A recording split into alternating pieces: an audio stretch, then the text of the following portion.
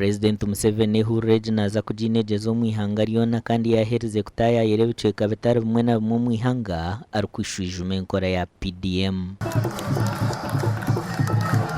Izoba rya nyuma ebazi yatongwize Busoga Zone Presidential Industrial Zone kandi ashoborira abantu programu nyingi za government ezetandikira omwihanga okuyamba abanya-Uganda. The NRM programs are really misunderstood and not implemented. Program da ifede NRM oluisi abantu baditegeera ate badinongola bubi. Because if you did what the NRM has been advising you, you would be very far now. Ngoyitukola NRM bye tukobera ngokola ngoyitu walaino mbuntonji. In 1996 we advised you that we introduce free education. Muluku lwenda cyana mukaga NRM yatukoba ntikerete okusomesa okwobwerere in government schools. Masomero ga government. And we increased the budget for that purpose. Yatwayongeza kumpi ya government esansanya ku nsonga eyo. And we said in order to do that, yatwakoba okukitukiriza, we have to do it in a cheap way. Twalina okukikola mu ngeri ensamusamu. That is by using the strategy of day schools. Nga tukozesa obukodyo bw'okusomera abaana basoma nga bayira yeka. That we should have one primary school per parish. Tubene isomero lya primary buli parish. And one secondary school per sub-county. President onajumirire enkora y'okushashuza abaana sente abari kushomera omu mashomero ga gavumenti ekyari kugira ngu kyongize omubaro gw'abaana abari kuruga omu mashomero. But people refuse to implement it. Aye abantu abasanye okukita mu nkola baloba okita mu nkola. Up to now, paka leero children are being charged, abaana bakabasaba empiya, and you hear them, they are dropping out of school. Wawulira nabo baire wano bakati bali kuva masomero batandika emirimu egindi. In my NRM day, I will give the figures of the dropout rates, district, zone by zone. Unaku lwa NRM kwa binomukaga aidatuwa figures edo enamba edo edabameka abavire mu masomero nga children who drop out after P7 because they can't afford the money. Abalemerera okusoma bakoma mu kyomusanvu bava mu masomero.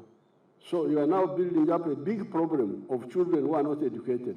President atayayira abantu abari gukora emyuga etari emwe n'emwe abayambirwe sente kuruga omu program ya Parish Development Model kandi aba basiimire gavumenti ahabwo kubashagika. Naizana mukube empiso babere enkumulira wano ndikunywa amata eronte azwame ekipa 10 okutupa ekumi egyo nywako ekipa 2 nitunda 8 baba egyo entunda mwegyo ngulako abaana ebitabo nimbagulirako ekaramu baba obusente obusigalawo ngula mu isubi. President ahira abahingi n'abariisi 10 sente zirukwingana shilingi miliyoni 10 arikubasiima habw'okuhurikiriza hururu ey'okubinga obworo eyatandikire emyaka ya 1996. All wealth creators in the parish become members of the circle. So success will spread. So obulanguzi weza kusansana bwe tubawo abayiseemu nga torofosa nga abantu bangi abayiseemu nga abantu bangi ababekiremu nga otorofiisa buwala. Twende okwebaza ekitiibwa Purezidenti okutondawo emirimu abaana baffe ne basobola okufuna emirimu ne baba n'ekyokola. Abaana bano balikuwa testimonies nti basobola okwebezaawo n'okwekozesa. Sawa eno tibakaali beggars, tibakajja mu bwamalaaya, tibakakola bintu bindi kubanga balina we basobola okutoola akasente. Ekintu ekyo kikulu ino era twende okusiima olwekyo. Your Excellency, ndikwebaza kulaba na Uganda bonna bonna olw'okununula abaana baife abali bazaki bakola abali kudaaga abali kubula.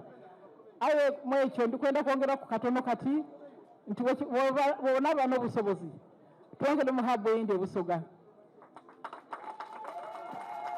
Parish Development Modern Program y'Gavumenti yatangireho mu mwaka gw'2022 n'ekigendererwa ky'okuyamba abanya-Uganda okuruga omu bworo. Omu rugendo rwe ayambiriza gurupu zitari zimwe na zimwe kwetungura kandi hona abwineho n'abebembezi b'ekyanga kya Busoga. Amakuru aga gashakwa Abdukalim Sengendo.